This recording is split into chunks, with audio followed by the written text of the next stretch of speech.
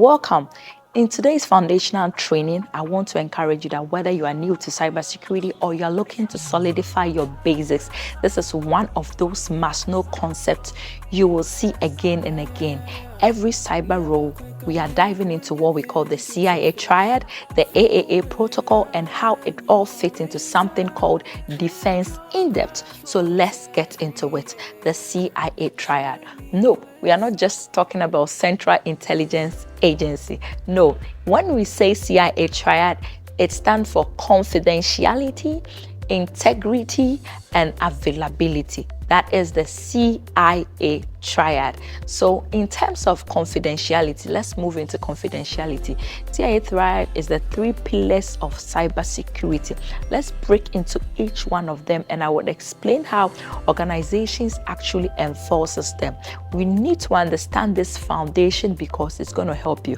Confidentiality talks about keeping data private and making sure that only the authorized user can actually view it. For example, your health record should be visible to yourself or your authorized doctor or nurses. Random hospital employees shouldn't be able to access your private hospital information. So in terms of confidentiality, there are technical ways organizations control this. What we do is we have what we call access control.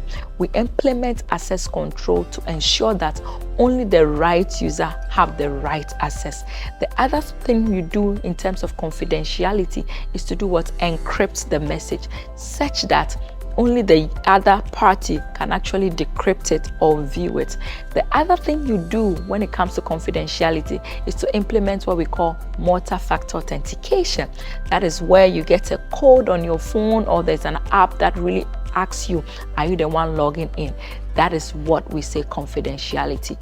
Now, what is integrity?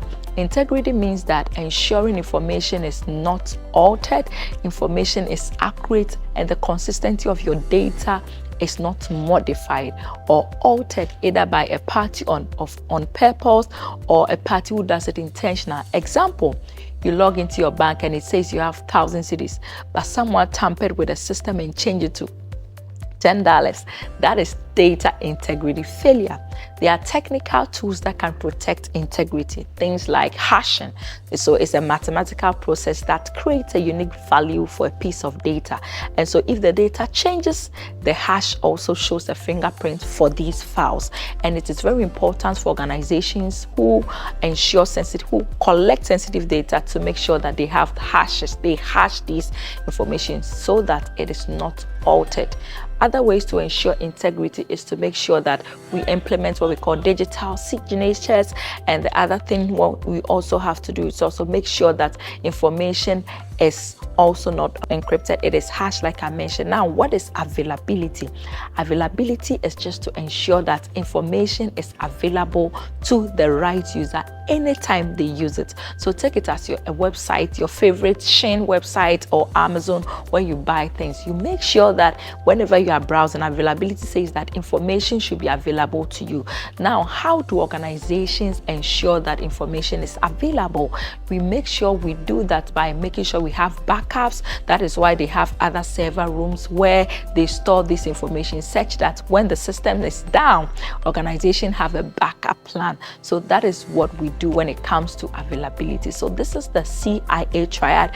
It's a core blood of cybersecurity, confidentiality, making sure that information is not viewed by an unauthorized user, integrity, making sure that information is not modified, and then availability is to make sure that information is available each and every time. Please keep this in mind that the CIA Triad is the core blood. So let's kick it off to another session, what we call the AAA protocol. The AAA protocol is authorization, authentication, and then accounting. Yes, so what is authorization? Let's move on. So authorization is when a user is logging in, the system authorizes to say, is it the right user? And authentication is when approval is granted. So a real world example is logging into your email using your username and then your password. So an advanced example can be using biometrics like Face ID, fingerprint, etc. So something a password, a PIN that helps you log in. So in terms of authorization, you are going to log in and then the system will now authenticate you. So authorization is when you have your username and your password, and an authentication is where the system now authenticates you and approves your identity so you can have access to the system. Now accounting is just a tracking, right? Trying to make sure that every activity that you perform is being tracked, is being traced. Like I mentioned, these are the core things that you need to know as a cybersecurity person. It is a foundational skill set that you need to have so that you can thrive in the cybersecurity journey.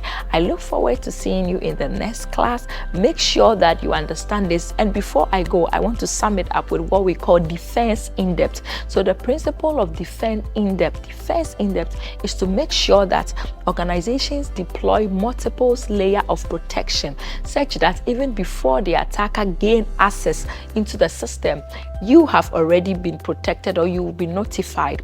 A practical example is using your phone. So you have your phone, you have a screen protector. So the screen protector protects your phone when you get a crack, when it falls down. The protector will protect it from being cracked. From getting access to the actual phone, right? So that is what organizations do when it comes to defense in depth.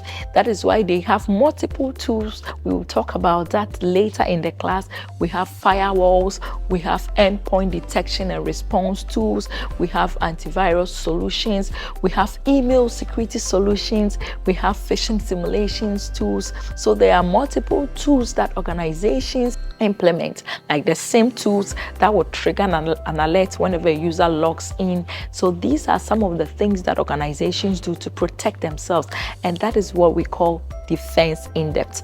I look forward to seeing you in the next class.